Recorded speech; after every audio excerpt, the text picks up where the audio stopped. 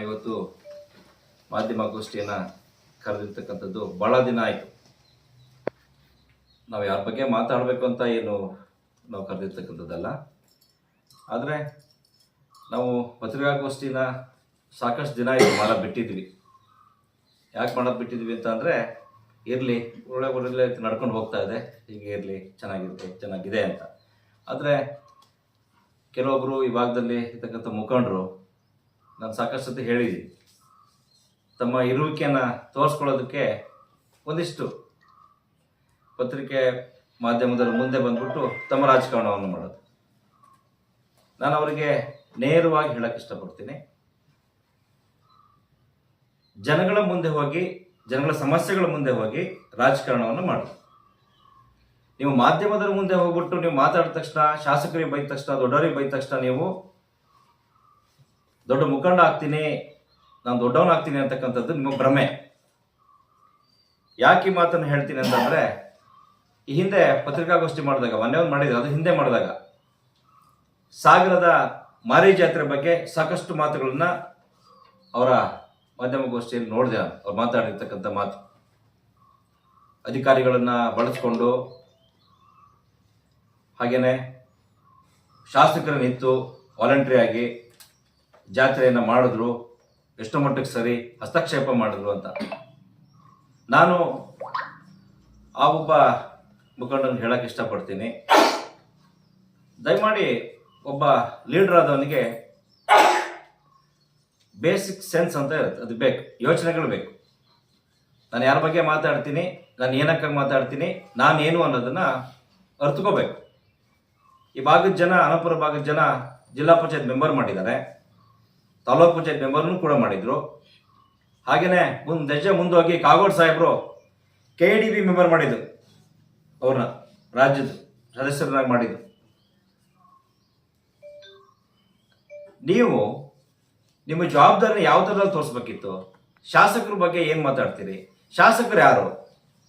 ಸಾಗರ ಮಾರಿಕಾಂಬೆ ಜಾತ್ರೆ ಗೌರವಾಧ್ಯಕ್ಷರು, ಮಾರಿಕಾಂಬೆ ಜಾತ್ರೆಯ ಏನು ಮಾರಿಕಾಂಬೆ ದೇವಸ್ಥಾನ ಇದೆ, ಅದರ ಗೌರವಾಧ್ಯಕ್ಷರು ಶಾಸಕರಾಗಿರ್ತಾರೆ. ಏನು ಯಾವುದೇ ಶಾಸಕರಾಗಿರ್ತಾರೆ, ಹಿಂದೆ ಹಾಲಪ್ಪನವರಾಗಿರ್ಬೋದು, ಕಾವಡ್ ಸಾಹೇಬರಾಗಿರ್ಬೋದು, ಈಗ ಬೇಳೂರು ಗೋಪಾಲಕೃಷ್ಣ ಸಾಹೇಬರಾಗಿರ್ಬೋದು, ಯಾರು ಶಾಸಕರಾಗ್ತಾರೆ ಅವರು ಗೌರವಾಧ್ಯಕ್ಷರಾಗಿರ್ತಾರೆ. ಈ ತಾಲೂಕಿನ ಜನತೆ, ಸುತ್ತಮುತ್ತ ತಾಲೂಕಿನ ಜನತೆ ಬಂದು ನೋಡ್ತಕ್ಕಂಥ ಜಾತ್ರೆ, ಆ ಜಾತ್ರೆ ಚಂದ ಕಾಣಬೇಕು, ಅಲ್ಲಿ ಮೂಲಭೂತ ಸೌಕರ್ಯಗಳು ಬೇಕು, ಜನಗಳು ಯಾವುದೇ ರೀತಿ ತೊಂದರೆ ಆಗಬಾರ್ದು, ಯಾವುದೇ ರೀತಿಯಲ್ಲಿ ರೋಗ ರುಜಿನಗಳು ಬರಬಾರ್ದು, ಕ್ಲೀನ್ನೆಸ್ ಇರಬೇಕು ಅನ್ನೋದ್ರ ಬಗ್ಗೆ ಶಾಸಕರು ಗಮನ ಹರಿಸಿ ಮೀಟಿಂಗ್ ಮಾಡಿ, ಎಲ್ಲೋ ಒಂದು ಕಡೆ ಜಾತ್ರೆ ಚೆನ್ನಾಗಬೇಕು ಅಂತದನ್ನ ಯೋಚನೆ ಮಾಡಿದ್ರೆ ಶಾಸಕರು ಹಸ್ತಕ್ಷೇಪ ಮಾಡ್ತಾರೆ ಅಂತಕ್ಕಂಥ ಮಾತನ್ನ ನೀವು ಮಾತಾಡಿದ್ದೀರಿ. ಅದು ಭಾಳ ಕೀಳ್ಮಟ್ಟದಲ್ಲೆಲ್ಲ ಮಾತಾಡಿದ್ದೀರಿ. ನಾನು ಜಾಸ್ತಿ ಮಾತಾಡಕ್ಕೆ ಹೋಗಲ್ಲ, ಯಾಕಂದರೆ ನಿಮ್ಮಷ್ಟು ಕೀಳ್ಮಟ್ಟದ ಥರ್ಡ್ ಕ್ಲಾಸ್ ರಾಜಕಾರಣ ನಾವು ಮಾಡ್ತಾ ಇಲ್ಲ. ಯಾಕೆ ಈ ಮಾತನ್ನ ಥರ್ಡ್ ಕ್ಲಾಸ್ ರಾಜಕಾರಣ ಅಂತ ಈ ರತ್ನಾಕರ್ ಹೊನ್ಗೋಡ್ಗೆ ಹೆಸರು ಹೇಳ್ಬಿಟ್ಟೆ ಹೇಳ್ತೀನಿ ಅಂದರೆ, ನೀವು ಮಾಡ್ತಾ ಇರ್ತಕ್ಕಂಥ ರಾಜಕಾರಣ ಥರ್ಡ್ ಗ್ರೇಡ್ ರಾಜಕಾರಣ. ಇದನ್ನು ಮಾಡಬಾರ್ದು. ಶಾಸಕರಿಗೆ ಜವಾಬ್ದಾರಿ ಇರ್ತದೆ, ಅವರು ಮೀಟಿಂಗ್ ಕರೀತಾರೆ. ಯಾಕೆಂದರೆ ಅಲ್ಲಿ ನಿಮ್ಗೆ ಗೊತ್ತಿರಬೇಕು, ಸಾಗರದಲ್ಲಿ ಏನು ಸ್ಥಳೀಯವಾಗಿ ಒಂದು ದೇವಸ್ಥಾನ ಸಮಿತಿ ಇತ್ತು, ಕಮಿಟಿ ಇತ್ತು, ಅದು ಕೋರ್ಟಲ್ಲಿ ಇತ್ತು ಕೇಸ್. ಚುನಾವಣೆ ನಡೀತಾ ಇದೆ ಈಗ, ಇನ್ನೇನು ಒಂದು 3-4 ದಿವಸ ಚುನಾವಣೆ ಆಗುತ್ತೆ. ಆ ಸಂದರ್ಭದಲ್ಲಿ ಎಲ್ಲರನ್ನೂ ಸೇರಿಸಿ, ಯಾವುದೇ ಪಕ್ಷ ಪಾರ್ಟಿ ನೋಡಲಿಲ್ಲ, ಎಷ್ಟು ಜನ BJPಯವರು ಅದರಲ್ಲಿ ಸದಸ್ಯರಾಗಿದ್ದರು, ಮೊನ್ನೆ ಕಮಿಟಿಗಳಲ್ಲಿದ್ದರು, ಎಷ್ಟು ಜನ ಕಾಂಗ್ರೆಸ್ ಅವರು ಇದ್ದರು, ಎಲ್ಲ ಪಕ್ಷದವರು, ಯಾವುದೇ ಪಕ್ಷ, ಎಲ್ಲ ಜಾತಿ ಜನ ಎಲ್ಲರೂ ಸೇರಿಬಿಟ್ಟು ನಾವು ಸಮಿತಿಗಳು ಮಾಡಿಕೊಂಡು ನಾವು ಮಾಡೋಣ ಅಂತ ಹೇಳ್ಬಿಟ್ಟು ಒಂದು ಜಾತ್ರೆನ ತುಂಬ ಚೆನ್ನಾಗಿ ಮಾಡಿದ್ದಾರೆ. ಅದನ್ನು ಈ ಮಾಜಿ ಶಾಸಕರಾದ ಹರ್ತಾಳ್ ಹಾಲಪ್ಪನವರು ಕೂಡ ಪ್ರಶಂಸೆ ಮಾಡಿದ್ದಾರೆ. ಆದರೆ ಈ ಒಬ್ಬ ಮುಟ್ಟಾಳಕ್ಕೆ ಅರ್ಥ ಆಗ್ತಾ ಇಲ್ಲ ಆ ಜಾತ್ರೆ ಬಗ್ಗೆ. ಹಾಗೆ ಮೊನ್ನೆನೂ ಕೂಡ ಸಾಗರ ಮಾರಿ ಜಾತ್ರೆಯಲ್ಲಿ ಕಡಲೆಹಕ್ಲು ಮಾರಿಕಾಂಬೆ ಜಾತ್ರೆ ನಡೀತಾ ಇದೆ. ಸುತ್ತಮುತ್ತ ಏನು ಹಳ್ಳಿಗಳ ಜನ ಈ ಒಂದು ಮಾರಿ ಜಾತ್ರೆನ ಎದುರು ನೋಡ್ತಾ ಇದ್ದಾರೆ. ಚೆನ್ನಾಗಿ ನಡಿಬೇಕು ಅಂತ ಕೂಡ ಎಲ್ಲರೂ ಕೂಡ ಆಶಯ, ಈ ಭಾಗದ ಜನರು, ಮುಖಂಡರುಗಳದಾಗಲಿ, ನಮ್ದೆಲ್ಲರದ್ದು ಕೂಡ ಆಶಯ. ಹಾಗೆ ಶಾಸಕರು ಕೂಡ ತಾಲೂಕಿನ ಒಬ್ಬ ಪ್ರಥಮ ಪ್ರಜೆಯಾಗಿ ಇಲ್ಲಿಗೆ ಬೇಕಾಗಿರ್ತಕ್ಕಂಥ ತುರ್ತಾಗಿ ಜಾತ್ರೆಗಳಿಗೆ ಏನು ಬೇಕು ಅದನ್ನ ಆ ಮೀಟಿಂಗ್ ಕರೆದು ಮಾಡ್ತಕ್ಕಂಥದ್ದು ಅವರ ಕರ್ತವ್ಯ. ಅದಕ್ಕೆ ಯಾರನ್ನು ಕರಿಬೇಕು? ತಾಲೂಕು ಎಕ್ಸಿಕ್ಯೂಟಿವ್ ಆಫೀಸರ್ ಯಾರು? ಇಒ. ನಾನು ಅವ್ರನ್ನ ಕ್ವಶನ್ ಮಾಡ್ತೀನಿ, ಇಒ ಕರಿಬೇಕಾ ಬೇಡವಾ?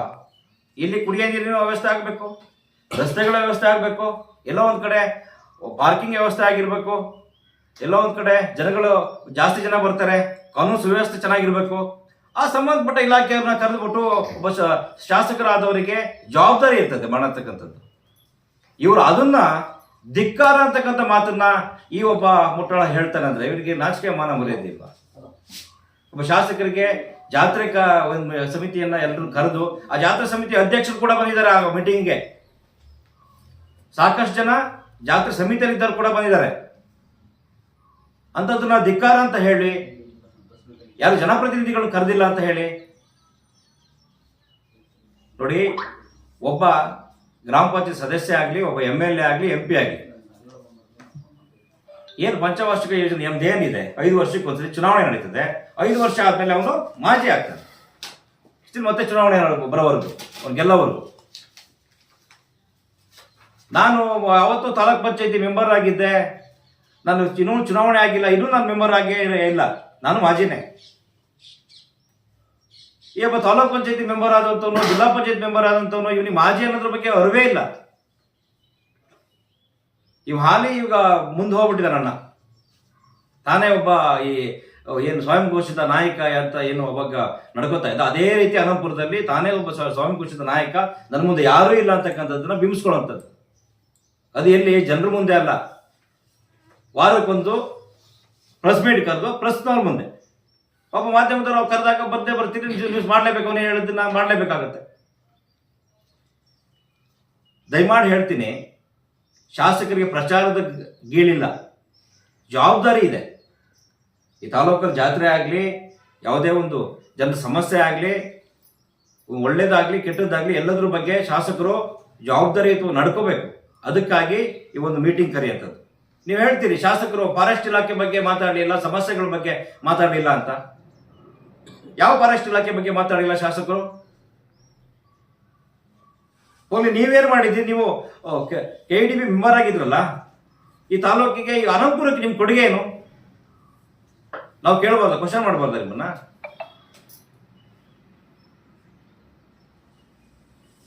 ನಿಮ್ಮ ದುರಾಡಳಿತ, ನಿಮ್ಮ ನಡತೆನ ಇರುವಕ್ಕಿ ಯೂನಿವರ್ಸಿಟಿ ಪ್ರತಿಯೊಂದು ಕಂಬ ಕೂಡ ಹೇಳುತ್ತೆ.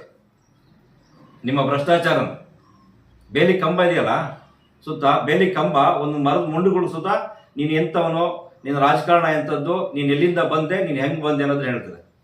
ಇಂಥ ತಾಲೂಕಿನ ಜನ ಗೆಲ್ಸಿ ಕಳಿಸಿದಾಗ ಫಾರೆಸ್ಟ್ ಇಲಾಖೆ ಮೇಲೆ ಹೊಡೆದು ನಾಟಕದ್ದು ಒಳಗೆ ಹೊಡೆದು ಹೋದಂಥ ವ್ಯಕ್ತಿ ಇವತ್ತು ಶಾಸಕರ ಬಗ್ಗೆ ಮಾತಾಡ್ತಾನೆ. ಹಾಗೆ ಶಾಸಕರು ಮನೆ ಜಾತ್ರೆ ಬಗ್ಗೆ ಮತ್ತೆ ಅವರ ಅಭಿಮಾನಿಗಳು ಅವರ ಏನು ಹುಟ್ಟುಹಬ್ಬಕ್ಕೆ ಫ್ಲೆಕ್ಸ್ ಹಾಕಿದ್ರ ಬಗ್ಗೆ ಸಾಕಷ್ಟು ಮಾತುಗಳನ್ನ ಆಡಿದ್ದಾರೆ. ನಾನು ಮಾತು ಹೇಳ್ತೀನಿ, ತಾಯಿ ಮಾರಿಕಾಂಬೆ ಜಾತ್ರೆ ನಡೀತದೆ ಅನಂತಪುರದಲ್ಲೇ, ಇಲ್ಲೇ ಮನೆ ಕೂಡ, ನಿನ್ನ ಮನೆ ಕೂಡ ಇದೆ. ದಯಮಾಡಿ ಎಷ್ಟು ಫ್ಲೆಕ್ಸ್ ಆದರೂ ಹಾಕು, ಜನಗಳು ತೊಂದರೆ ಆಗ್ದಂಗೆ. ನೀನು ಎಷ್ಟಾರು ಹಾಕೋ, ಯಾವ ಥರನೂ ಹಾಕೋ, ಯಾರು ನಾವು ಕೇಳಲ್ಲ. ಯಾಕೆ ಕೇಳಲ್ಲ ಅಂದ್ರೆ, ನಿನ್ನ ಅಭಿಮಾನಿಗಳೆಲ್ಲ ಹಾಕಿದ್ರೆ ಅದನ್ನ ಸ್ವಾಗತ ಮಾಡ್ತೀವಿ. ಅವನಿಗೂ ಅಭಿಮಾನಿಗಳಿದಾರಪ್ಪ, ಹಾಕಿದ್ದಾರೆ ಅಂತ. ಶಾಸಕರ ಅಭಿಮಾನಿಗಳು ಇಡೀ ತಾಲೂಕಿನಾದ್ಯಂತ ಇದ್ದಾರೆ. ಅವ್ರುಗಳು ಫ್ಲೆಕ್ಸ್ ಹಾಕಿದ್ರೆ ಈ ಶಾಸಕರು ಫ್ಲೆಕ್ಸ್ ಹಾಕೊಂಡು ರಾಜಕಾರಣ ಮಾಡ್ತಾರೆ, ಫ್ಲೆಕ್ಸ್ ರಾಜಕಾರಣ ಮಾಡ್ತಾರೆ ಅಂತ ನೀವು ಹೇಳ್ತಿರಲ್ಲ. ಯಾರು ಹಾಕಿಲ್ಲ ಸ್ವಾಮಿ ಫ್ಲೆಕ್ಸ್ನ? ನೀನು ಬಂದ್ಬಿಟ್ಟು ಆ ಸಾಗರದಲ್ಲಿ ಮಾರಿಕಾಂಬೆ ಜಾತ್ರೆಗೆ ಫ್ಲೆಕ್ಸ್ ಹಾಕಿದ್ದೆ. ಹೋಗ್ಲಿ, ನೀನು ಆ ಕಮಿಟಿಯಲ್ಲಿ ಇದೆಯಾ? ಕಮಿಟಿ ಬಗ್ಗೆ ಮಾತಾಡ್ತಿ? ನೀನು ಅಭಿಮಾನಕ್ಕೆ, ನಿನ್ನ ಖುಷಿಗೆ ನೀನು ಹಾಕಿದ್ದು ಫ್ಲೆಕ್ಸ್ನ. ನಾವು ಯಾರು ಕ್ವಶನ್ ಮಾಡ್ತೀವಾ? ಅದೇ ಥರ ಯಾರನ್ನು ಕೀಳಾಗಿ ನೋಡಬಾರ್ದು. ಅವ್ರವ್ರ ಅಭಿಮಾನಕ್ಕಾಗಿ ಅವ್ರು ಹಾಕೋತಾರೆ. ಫ್ಲೆಕ್ಸ್ ಹಾಕೋದಾಗ್ಲಿ, ರಾಜಕಾರಣ ಮಾಡೋದಾಗ್ಲಿ. ರಾಜಕಾರಣನೂ ಅಷ್ಟೇನೆ, ಶಾಸಕರು ಯಾವುದೇ ರೀತಿ ದ್ವೇಷ ರಾಜಕಾರಣ ಮಾಡಲಿಲ್ಲ. ಶಾಸಕರಿಗೆ ಜವಾಬ್ದಾರಿ ಇದೆ. ಈ ಕಡ್ಲೆಹಾಕ ಮಾರಿಕಾಂಬೆ ಜಾತ್ರೆ ನಡೀತಾ ಇದೆ, ಜಾತ್ರೆ ಚೆನ್ನಾಗಿ ಕಾಣಬೇಕು, ಜಾತ್ರೆ ಚೆನ್ನಾಗಿ ಆಗ್ಬೇಕು, ಯಾವುದೇ ಸಮಸ್ಯೆಗಳಾಗಬೇಕು ಆಗಬಾರ್ದು. ಇಲ್ಲಿ ಜನಗಳಿಗಾಗಿ ಏನು ಅನುಕೂಲ ಮಾಡ್ಕೊಡ್ಬೇಕು ಅನ್ನೋದ್ರ ಬಗ್ಗೆ ಇಲ್ಲಿ ಮೀಟಿಂಗ್ ಕರೆದ್ಬಿಟ್ಟು ಇವತ್ತು ಮೊನ್ನೆ ಅವರು ಜವಾಬ್ದಾರಿಯುತವಾಗಿ ಏನು ಇಲಾಖೆಗಳಿಗೆ ಇನ್ಸ್ಟ್ರಕ್ಷನ್ ಕೊಟ್ಟಿದ್ದಾರೆ, ಯಾವುದೇ ಕುಂದುಕೊರತೆ ಆಗಬಾರ್ದು, ಚೆನ್ನಾಗಿ ಮಾಡಿ ಅಂತ ನಾನಿದ್ದೀನಿ ಅಂತಕ್ಕಂಥದ್ದು. ಅದನ್ನ ನೀವು ಧಿಕ್ಕಾರ ಅಂತ ಹೇಳ್ತೀರಿ. ದಯಮಾಡಿ ಇನ್ಮೇಲಾದರೂ ಇಂಥ ಏನು ಇರುವಿಕೆಯ ರಾಜಕಾರಣ ತೋರ್ಸೋದಕ್ಕೆ ನಾನಿದ್ದೀನಿ ಮಾಧ್ಯಮದ ಮುಂದೆ ಬಂದ್ಬಿಟ್ಟು ನಾನು ಇದೀನಿ ಅಂತಕ್ಕಂಥದ್ದನ್ನ ತೋರ್ಸೋದಕ್ಕೆ ಬಿಂಬಿಸೋದಕ್ಕೆ ರಾಜಕಾರಣ ಮಾಡೋದು ಬಿಡಿ ಅಂತಕ್ಕಂಥ ಮಾತನ್ನ ಹೇಳ್ತಾ, ನಾವೆಲ್ಲ ನಮ್ಮ ಸ್ನೇಹಿತರು ಎಲ್ಲರೂ ಇವತ್ತು ಬಂದಿದ್ದೀವಿ. ನಾವೆಲ್ಲ ಕಡಲೆ ಹಾಕಲು ಮಾರಿಕಂಬ ಜಾತ್ರೆ ಏನ್ ನಡೀತದೆ ಸಂಪೂರ್ಣ ಸಹಕಾರ ನಮ್ಮಿಂದ ಏನ್ ಬೇಕು ಆ ಸಹಕಾರನ ನಾವು ಜಾತ್ರೆ ಸಮಿತಿ ಜೊತೆಗೆ ನಾವು ಕೈ ಜೋಡಿಸ್ತೇವೆ, ನಾವು ಇರ್ತೇವೆ. ಈ ಜಾತ್ರೆ ಚಂದ ಕಾಣೋದಕ್ಕೆ ನಮ್ಮ ಪಕ್ಷ ಆಗ್ಲಿ, ನಮ್ಮ ಸ್ಥಳೀಯ ಮುಖಂಡರುಗಳಾಗ್ಲಿ, ನಾವೆಲ್ಲರೂ ಕೂಡ ನಾವಿದ್ದು ಯಾವುದೇ ಇದರಲ್ಲಿ ನಾವು ಜಾತಿ ಕುಲ ಭೇದ ಯಾವುದೂ ಇಲ್ಲ, ಧರ್ಮ ಅಂತ ಯಾವುದೂ ಇಲ್ಲ. ಎಲ್ಲರೂ ಕೂಡ ಇಲ್ಲಿ ಮುಸ್ಲಿಂ ಬಾಂಧವರು ಸಾಕಷ್ಟು ಜನ ಇದ್ದಾರೆ, ಸಾಕಷ್ಟು ಬೇರೆ ಬೇರೆ ಜನಾಂಗದಲ್ಲಿ ನಾವಿದ್ದೀವಿ, ಎಲ್ಲರೂ ಇದ್ದಾರೆ. ಎಲ್ಲರೂ ಕೂಡ ಸೇರಿ ಕಡಲೆ ಹಾಕಲು ಮಾರಿಕಂಬ ಜಾತ್ರೆನ ನಾವು ಮಾಡ್ತೀವಿ, ನಾವೆಲ್ಲರೂ ಕೂಡ ಇರ್ತೀವಿ ಅಂತಕ್ಕಂಥ ಮಾತನ್ನ ಮಾಧ್ಯಮ ಮುಖಾಂತರ ಈ ಸಂದರ್ಭದಲ್ಲಿ ಹೇಳಕ್ ಇಷ್ಟಪಡ್ತೀನಿ. ಎಲ್ಲ ಮಾಧ್ಯಮ ಮಿತ್ರರೇ, ಈಗಷ್ಟೇ ಸಾಕಷ್ಟು ವಿಚಾರಗಳನ್ನ ಸೋಮಶೇಖರ್ ಲಾವಗೇರಿಯವರು ತಮ್ಗೆ ತಿಳಿಸ್ಕೊಟ್ಟಿದ್ದಾರೆ. ನಾನು ಕೂಡ ಹೊನಗೌಡ ರತ್ನಾಕರ್ ಅವರು ಮೊನ್ನೆ ಏನು ಪತ್ರಿಕಾಗೋಷ್ಠಿಯನ್ನು ಮಾಡಿಬಿಟ್ಟು ಶಾಸಕರ ಬಗ್ಗೆ ಮಾತಾಡಿರ್ತಕ್ಕಂಥದ್ದು, ಈ ಹಿಂದೆ ಕೂಡ ಮಾಧ್ಯಮಗೋಷ್ಠಿಯಲ್ಲಿ ಅವರು ಶಾಸಕರ ಬಗ್ಗೆ ಆರೋಪಗಳನ್ನು ಮಾಡಿರ್ತಕ್ಕಂಥದ್ದನ್ನ ನೋಡಿದ್ದೇವೆ. ನಾವು ಇವ್ರು ಹೀಗೆ ತಮ್ಮ ಅಸ್ತಿತ್ವವನ್ನು ಗುರುತಿಸ್ಕೊಳ್ಳೋದಕ್ಕಾಗಿ ಈ ಜ್ಞಾನ ಇಲ್ಲದೆ ಇರ್ತಕ್ಕಂಥವ್ರಿಗೆ ಅಜ್ಞಾನಿ ಅಂತ ಹೇಳ್ತೀವಿ. ಆ ಥರ ಅಜ್ಞಾನವನ್ನು ಅವಾಗವಾಗ ಪ್ರದರ್ಶನ ಮಾಡ್ತಾ ಇರ್ತಾರೆ ಅನ್ನೋ ಕಾರಣಕ್ಕಾಗಿ ಅವ್ರ ಪತ್ರಿಕಾಗೋಷ್ಠಿ ಮಾಡಿದ ತಕ್ಷಣ ನಾವು ಮಾಡಬಾರ್ದು ಅಂಥೇಳಿ ಒಂದು ಯೋಚನೆಯನ್ನು ಮಾಡಿದ್ದೆವು. ಇವತ್ತು ಕೂಡ ಪ್ರತಿಕ್ರಿಯೆಗಳನ್ನು ಕೊಡ್ತಿರ್ಲಿಲ್ಲ, ಯಾಕಂದರೆ ಅವರ ಅಜ್ಞಾನವನ್ನು ಪ್ರದರ್ಶಿಸಿದಾಗ ನಾವು ಯಾಕೆ ಅದಕ್ಕೆ ಪ್ರತಿಕ್ರಿಯೆ ಕೊಡಬೇಕು ಅಂತಲೇ ಇದ್ದೀವಿ. ಆದರೂ ಕೂಡ ಈ ಭಾಗದ ಒಂದಿಷ್ಟು ಜನ ನಮ್ಮ ಸ್ನೇಹಿತರು ಇಲ್ಲ ಅದಕ್ಕೆ ಒಂದು ಪ್ರತಿಕ್ರಿಯೆಯನ್ನು ಕೊಡಬೇಕು, ನಮ್ಮ ಶಾಸಕರ ಬಗ್ಗೆ ಮಾತಾಡಿದ್ದಾರೆ, ಅದ್ರ ಬಗ್ಗೆ ಜನರಿಗೆ ನಾವೇನು ಮಾತಾಡಿಲ್ಲ ಅಂತ ಆಗುತ್ತೆ, ಮಾತಾಡಬೇಕು ಅಂತ ಹೇಳಿ ಸೋಮಶೇಖರ್ ಮತ್ತು ನಮ್ಮ ಹತ್ರ ನಮ್ಮ ಸ್ನೇಹಿತರು ಮುಖಂಡರುಗಳು ಚರ್ಚೆ ಮಾಡಿದಾಗ ಆಯಿತು ಒಂದು ಪತ್ರಿಕಾಗೋಷ್ಠಿ ಮಾಡೋಣ ಅಂತೇಳಿ ಇವತ್ತು ಮಾಡ್ತಾ ಇದ್ದೇವೆ. ಸ್ನೇಹಿತರೆ, ಸೋಮಶೇಖರ್ ಅವರು ಹೇಳ್ದಂಗೆ ಅವರ ಇರುವಿಕೆಗಾಗಿ, ಯಾಕಂದ್ರೆ ಬಿಜೆಪಿನಲ್ಲಿ ಅವರನ್ನ ಏನು ಅಂತಾನೆ ಕೇಳ್ತಾ ಇಲ್ಲ. ಬಿಜೆಪಿ ಹೋದ ನಂತರದಲ್ಲಿ ಅಲ್ಲಿರ್ತಕ್ಕಂಥ ಮುಖಂಡರುಗಳು ಬಂತು ಮತ್ತೊಂದು ಅವರಾಗೆ ಹೋಗ್ಬೇಕು, ಅಲ್ಲಿ ನಾನಿದ್ದೀನಿ ಅಂತ ತೋರಿಸ್ಕೊಳ್ಬೇಕು. ಏನ್ ಜವಾಬ್ದಾರಿ ಕೊಟ್ಟಿದ್ದಾರೆ ಪಾರ್ಟಿ ಒಳಗಡೆ ಅವರಿಗೆ? ಇಲ್ಲ ಒಂದು ಗುರುತರವಾದ ಜವಾಬ್ದಾರಿಯನ್ನು ಕೊಟ್ಟು ಪಾರ್ಟಿ ಸಂಘಟನೆ ಮಾಡಿ ಅಂತ ಹೇಳಿದ್ರೆ ಹೌದಪ್ಪ ಒಂದು ಜವಾಬ್ದಾರಿ ಕೊಟ್ಟಿದ್ದಾರೆ ಮಾಡಿದ್ದಾರೆ ಅಂತ ಅನ್ಬೋದು. ಅದ್ಯಾವುದೂ ಕೊಟ್ಟಿಲ್ಲ. ಹಾಗಾಗಿ ಅವರಿಗೆ ಅಸ್ತಿತ್ವದ ಪ್ರಶ್ನೆ ಕಾಡ್ತಾ ಇದೆ. ಯಾರ ವಿರುದ್ಧ ಮಾತಾಡಬೇಕು? ಶಾಸಕರ ವಿರುದ್ಧ ಮಾತಾಡಬೇಕು. ಅವಾಗ ನಾನು ಬಹಳ ದೊಡ್ಡ ಮನುಷ್ಯ ಅಂತ ಅನ್ಸ್ಕೊಳ್ತೀನಿ ಅಂತ ಹೇಳ್ಬಿಟ್ಟು ಅವರಿಗೆ ಎಷ್ಟು ಅಜ್ಞಾನದ ಕೊರತೆ ಇದೆ ಅಂತಂದ್ರೆ ಜನಪ್ರತಿನಿಧಿಗಳನ್ನೇ ಕರೆದಿಲ್ಲ. ಅವ್ರು ಇನ್ನೂ ಜನಪ್ರತಿನಿಧಿ ಅಂತ ಅನ್ಕೊಂಡಾರ. ಅವ್ರು ಜನಪ್ರತಿನಿಧಿ ಆಗ್ಲೇ 10 ವರ್ಷದ ಹಿಂದೆ ಆಗೋತ್ತು. ಅದು ಕೂಡ ರತ್ನಾಕರ್ ಅವರೇ ಈ ಹಿಂದೆ ಹೇಳಿದ್ದೆ, ನೀವು ತಾಲೂಕ್ ಪಂಚಾಯತ್ ಜಿಲ್ಲಾ ಪಂಚಾಯತ್ ಎರಡೂ ಸಂದರ್ಭದ ಜನಪ್ರತಿನಿಧಿ ಆಗಿದ್ದು ಗೋಪಾಲ್ ಕೃಷ್ಣ ಬೇಳೂರವರ ಕೃಪಾ ಕಟಾಕ್ಷ. ಅವ್ರ ಭಿಕ್ಷೆ ಅಂದ್ರೂ ತಪ್ಪಾಗ್ಲಿಕ್ಕಿಲ್ಲ. ಯಾಕಂದ್ರೆ ನಿಮ್ಮ ಗೆಲುವಿನ ಅಂತರವನ್ನು ನೀವು ಒಮ್ಮೆ ನೋಡ್ಕೊಳ್ಳಿ. ಗೋಪಾಲ್ ಕೃಷ್ಣ ಅವರು ಎಂತ ಸಂದರ್ಭದಲ್ಲಿ ಸಹಾಯ ಮಾಡಿದ್ರು ಅಂತಕ್ಕಂಥದ್ದನ್ನು ಕೂಡ ಯೋಚನೆ ಮಾಡಿ. ಅವರ ಒಂದು ಕೃಪಾ ಕಟಾಕ್ಷದಿಂದ ಜನಪ್ರತಿನಿಧಿಯಾಗಿ, ಅದು 10 ವರ್ಷದ ಹಿಂದೆ. ಇನ್ನೂ ನೀವು ಜನಪ್ರತಿನಿಧಿ ಅನ್ನೋ ಲೆಕ್ಕದಲ್ಲಿ ಜನಪ್ರತಿನಿಧಿಗಳನ್ನ ಕರೆದೇ ಶಾಸಕರು ಮೀಟಿಂಗ್ ಮಾಡಿದ್ರು ಅಂತ ಹೇಳ್ತಿರಲ್ಲ, ನಿಮಗೆ ಎಷ್ಟು ಅಜ್ಞಾನದ ಕೊರತೆ ಇರ್ಬೋದು ಅಂತಕ್ಕಂಥದ್ದನ್ನ ಈ ಸಂದರ್ಭದಲ್ಲಿ ಹೇಳಬೇಕಾಗತ್ತೆ. ಮಾತೆತ್ತಿರ ಸಾಗರ ಜಾತ್ರೆಗೂ ನಿಂಗೂ ಏನಪ್ಪ ಸಂಬಂಧ? ಸಾಗರ ಜಾತ್ರೆ ಬಗ್ಗೆ ಫ್ಲೆಕ್ಸ್ ಹಾಕೋದು ಬಿಡೋದು ಅದೆಲ್ಲ ಅಭಿಮಾನಿಗಳು ಹಾಕ್ತಾರೆ. ಅಭಿಮಾನಿಗಳಿದ್ದವರು ಫ್ಲೆಕ್ಸ್ ಹಾಕ್ತಾರೆ, ಅಭಿಮಾನಿಗಳಿಲ್ಲ, ನಿಮ್ದಿಲ್ಲ, ನಿಮ್ಮ ನಾಯಕರ ಹಾಲಪ್ಪನವ್ರದಾಗಲಿ ಯಾರ್ದಾಗಲಿ ಫ್ಲೆಕ್ಸ್ ಇಲ್ಲ ಅಂತ ಅನ್ಕೊಳ್ತೀವಿ. ನೀನು ಅಲ್ಲಿ ಸಾಗರದಲ್ಲಿ ಒಂದು 7-8 ಫ್ಲೆಕ್ಸ್ ಹಾಕ್ಸಿದ್ದೀವಿ. ನಾವು ಅದ್ರ ಬಗ್ಗೆ ಏನಾದ್ರು ಮಾತಾಡಿದೀವ ಅಥವಾ ನಿನ್ನ ಫ್ಲೆಕ್ಸನ್ನ ಏನಾದ್ರು ತೆಗ್ಸಿದೀವ? ಆ ಥರದ್ದು ಯಾವುದಿಲ್ಲ.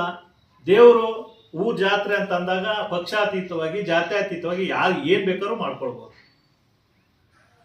ಸಾಗರದಲ್ಲಿ ಶಾಸಕರು ವ್ಯವಸ್ಥಿತವಾಗಿ ರಾಜ್ಯದಲ್ಲೇ ಹೆಸರು ಬರುವಂತ ಒಂದು ಐತಿಹಾಸಿಕವಾದಂಥ ಜಾತ್ರೆ, ಇಡೀ ರಾಜ್ಯ ಮೆಚ್ಚುವಂತ ಜಾತ್ರೆ ಸಿರ್ಸಿ ಮತ್ತೆ ಸಾಗರ ಮಾರಿಕಾಂಬಾ ಜಾತ್ರೆ. ಅದನ್ನ ವ್ಯವಸ್ಥಿತವಾಗಿ ನಡೆಸಬೇಕೋ ಬೇಡವೋ? ಈ ಬಾರಿ ಕಮಿಟಿ ಕೂಡ ಪೂರ್ಣ ಪ್ರಮಾಣದಲ್ಲಿ ಇರಲಿಲ್ಲ, ಚುನಾವಣೆ ಅಂತಿತ್ತು. ಅಲ್ಲಿ 4-5 ಗುಂಪುಗಳಾಗಿ ಘರ್ಷಣೆಗಳಾಗುವಂತ ಸಂದರ್ಭ ಇತ್ತು. ಅದರ ಜೊತೆಯಲ್ಲಿ ಈಗಲೂ ಸಾಗರ ಪಟ್ಟಣವನ್ನ ನೀವು ಒಂದ್ ದಿವಸ ಬಿಡುವು ಮಾಡ್ಕೊಂಡು ಎಲ್ಲಾ ಕೇರಿನ ಸುತ್ತರ್ದು ಬನ್ನಿ.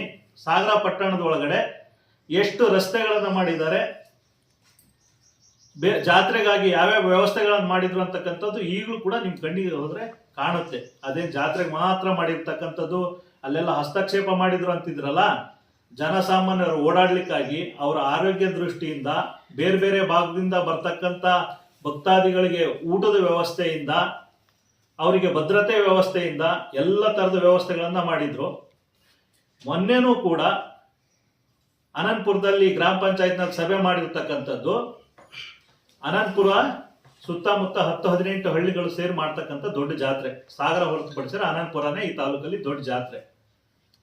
ಅದಕ್ಕೆ ಭದ್ರತೆ ಯಾವ ತರ ಇರಬೇಕು, ಮತ್ತೆ ಆರೋಗ್ಯದ ದೃಷ್ಟಿಯಿಂದ ಯಾರಿಗಾರು ಭಕ್ತಾದಿಗಳಿಗೆ ಆರೋಗ್ಯ ಸಮಸ್ಯೆ ಆದ್ರೆ ಆರೋಗ್ಯ ಇಲಾಖೆ ಯಾವ ರೀತಿ ಕ್ರಮ ಕೈಗೊಳ್ಬೇಕು, ಕುಡಿಯೋ ನೀರು, ಪಾರ್ಕಿಂಗ್ ಇದನ್ನೆಲ್ಲ ಹ್ಯಾಗ್ ಮಾಡಬೇಕು ಅಂತ ಹೇಳಿ ಗ್ರಾಮೀಣಾಭಿವೃದ್ಧಿ ಇಲಾಖೆಗೆ ಇವಕ್ಕೆಲ್ಲ ಸೂಚನೆ ಕೊಡಬೇಕು ಆಗಿದ್ದು ಶಾಸಕರ ಕರ್ತವ್ಯ ಮತ್ತೆ ಅಧಿಕಾರ. ಶಾಸಕರು ಈ ಎಲ್ಲಾ ಸೂಚನೆಗಳನ್ನ ಕೊಡದೆ ಮತ್ತೆ ನಾನು ಅನಂತಪುರದ ಹೀರೋ ಅಂತ ಹೇಳ್ಬಿಟ್ಟು ನೀರು ಕೊಡ್ಲಿಕ್ಕೆ ಬರುತ್ತಾ? ಯೋಚನೆ ಮಾಡ್ಬೇಕಲ್ಲ ರತ್ನಾಕರ್ ಅವರೇ. ಇದು ಕೇವಲ ಸಾಗರ ಮತ್ತೆ ಅನಂತಪುರನ ಅಂತ ಅಂದ್ರೆ ಶಾಸಕರು ಈ ಎರಡೇ ಊರಿಗೆ ಗಮನ ಹರಿಸಿದ್ದಲ್ಲ. ಇಲ್ಲೇ ಪಕ್ಕದಲ್ಲಿ ಕಣ್ಣೂರಿನಲ್ಲಿ ಜಾತ್ರೆ ನಡೀತಾ ಇದೆ, ಅಲ್ಲೂ ಹೋಗಿ ನೋಡಿ. ರಥ ಓಡಾಡಬೇಕು ಸುಗಮವಾಗಿ ಅಂತ ಹೇಳಿ ಒಳ್ಳೆ ಕಾಂಕ್ರೀಟ್ ರೋಡ್ ಮಾಡಿಕೊಟ್ಟಿದ್ದಾರೆ. ದೇವಸ್ಥಾನ ಸುತ್ತ ಅಲ್ಲಿಯ ಕಮಿಟಿಯವರು ಕೇಳ್ಕೊಂಡು ಹಂಗೆ ಏನು ಮೂಲಭೂತ ಸೌಕರ್ಯಗಳು ಬೇಕೋ ಅದನ್ನು ಮಾಡಿಕೊಟ್ಟಿದ್ದಾರೆ. ನೀವು ಹಂಗೆ ಕೊರ್ಲಿಕೊಪ್ಪಕ್ಕೆ ಹೋದ್ರೆ ಅಲ್ಲಿ ಜಾತ್ರೆ ಆಯ್ತು ಸ್ವಲ್ಪ ದಿವಸದ ಹಿಂದೆ, ಅಲ್ಲಿ ಹೋಗಿ ನೋಡ್ಕೊ ಬನ್ನಿ. ಅಲ್ಲಿ ಕಮಿಟಿಯವ್ರು ಏನೇನು ಆಗ್ಬೇಕು ಅಂತಂದ್ರು ಆ ಊರಿಗೆ ಬೇಕಾದಂತ ರಸ್ತೆ, ಮೂಲಭೂತ ಸೌಕರ್ಯಗಳನ್ನು ಮಾಡಿಕೊಟ್ಟಿದ್ದಾರೆ. ಲಾವಗೆರೆಗೆ ಹೋಗಿದ್ರೆ ಅಲ್ಲಿ ಜಾತ್ರೆ ಆಯ್ತು, ಅಲ್ಲೂ ಕೂಡ ರಸ್ತೆಯನ್ನ ಮಾಡಿಕೊಟ್ಟಿದ್ದಾರೆ. ಮೊನ್ನೆ ಬರೂರಿನಲ್ಲಿ ಜಾತ್ರೆ ಆಯ್ತು, ಬರೂರಿನಲ್ಲೂ ದೇವರ ಸ್ಥಾನದ ಮುಂಭಾಗ ಎಲ್ಲ ಕಾಂಕ್ರೀಟ್ ರೋಡು, ಅಲ್ಲಿ ನಮ್ಮ ಕಾಲೋನಿಗೆ ಕಾಂಕ್ರೀಟ್ ರೋಡ್ ಬೇಕಿತ್ತು, ಅದನ್ನು ಮಾಡಿಕೊಟ್ಟಿದ್ದಾರೆ. ಯಾವ ಊರಿನಲ್ಲಿ ಜಾತ್ರೆ ನಡೀತಾ ಇದ್ರು ಆ ಊರಿನವರು ತುರ್ತಾಗಿ ಯಾವುದೇ ತರದ ಮೂಲಭೂತ ಸೌಕರ್ಯ ರಸ್ತೆಗಳನ್ನು ಕೇಳಿದ್ರೆ ತಕ್ಷಣಕ್ಕೆ ಮಾಡಿಸ್ಕೊಡುವಂತ ಕೆಲಸವನ್ನ ಮಾನ್ಯ ಶಾಸಕರು ಮಾಡಿಕೊಟ್ಟಿದ್ದಾರೆ. ಆ ಊರಿನ ಕಮಿಟಿಗೆ ಮತ್ತೆ ಭಕ್ತಾದಿಗಳಿಗೆ ಅನುಕೂಲ ಆಗೋ ನಿಟ್ಟಿನಲ್ಲಿ ಕೆಲಸ ಕಾರ್ಯಗಳನ್ನು ಮಾಡ್ತಾ ಇದ್ದಾರೆ. ಇದೆಲ್ಲವನ್ನ ಬಿಟ್ಟು ನೀವು ಅವರಿಗೆ ಧಿಕ್ಕಾರ ಕೂಗ್ತಕ್ಕಂಥದ್ದು ಮತ್ತೆ ಅವ್ರ ಬಗ್ಗೆ ಹಗುರವಾಗಿ ಮಾತಾಡತಕ್ಕಂಥದ್ದು ಎಷ್ಟರ ಮಟ್ಟಿಗೆ ಸರಿ ಅಂತಕ್ಕಂಥದ್ದನ್ನ ಯೋಚನೆ ಮಾಡ್ಬೇಕಲ್ಲ ನೀವು. ಮುಂದಿನ ದಿನಗಳಲ್ಲಾದ್ರೂ ದಯಮಾಡಿ ಆ ಯಾವುದು ವಿಷಯ ಸತ್ಯವಾಗಿರುತ್ತೆ ಆ ವಿಚಾರದ ಬಗ್ಗೆ ಹೋರಾಟವನ್ನು ಮಾಡಿ. ರೈತರ ಪರವಾಗೋ ಬೇರೆ ಬೇರೆ ಸಮಸ್ಯೆಗಳು ನೂರಾರು ಇದಾವೆ, ಅದ್ರ ಪರವಾಗಿ ಹೋರಾಟ ಮಾಡಿ. ನಿಮ್ದೇ ಕೇಂದ್ರ ಸರ್ಕಾರ ಇದೆ, ಇವತ್ತು ಅರಣ್ಯ ಹಾಕೋದು ಬಹಳ ದೊಡ್ಡ ಪ್ರಾಬ್ಲಮ್ ಇದೆ. ಅದ್ರ ಪರವಾಗಿ ನಿಮ್ಮ ಸಂಸದರ ಹತ್ರ ಒತ್ತಾಯವನ್ನ ಮಾಡಿ ನಿಯೋಗ ಕರ್ಕೊಂಡೋಗಿ ರೈತರಿಗೆ ಜನರಿಗೆ ಅನುಕೂಲ ಆಗುತ್ತೆ. ಅದನ್ನ ಬಿಟ್ಬಿಟ್ಟು ಸಣ್ಣ ಸಣ್ಣ ವಿಚಾರಕ್ಕೆ ನಾನು ಇದೀನ ಬೋನಿಲ್ಲಿ ಅಂತ ಹೇಳ್ಬಿಟ್ಟು ತೋರಿಸ್ಕೊಳ್ಳೋದಕ್ಕಾಗಿ ಬೇಡದೇ ಇರೋ ಮಾತುಗಳನ್ನಾಡೋದನ್ನ ದಯಮಾಡಿ ನಿಲ್ಲಿಸ್ಬೇಕು ಅಂತ ಹೇಳ್ಬಿಟ್ಟು ಈ ಸಂದರ್ಭದಲ್ಲಿ ಈಗಾಗಲೇ ಸಾಕಷ್ಟು ಸರಿ ಸೂಚನೆ ಕೊಟ್ಟಿದ್ದೀವಿ, ಎಚ್ಚರಿಕೆಯನ್ನು ಕೊಟ್ಟಿದ್ದೀವಿ, ಈಗಲೂ ಇನ್ನೊಮ್ಮೆ ಕೊಡ್ತಾ ಇದ್ದೀವಿ. ದಯಮಾಡಿ ಶಾಸಕರ ಬಗ್ಗೆ ಹಗುರವಾಗಿ ಮಾತನಾಡಬೇಡಿ.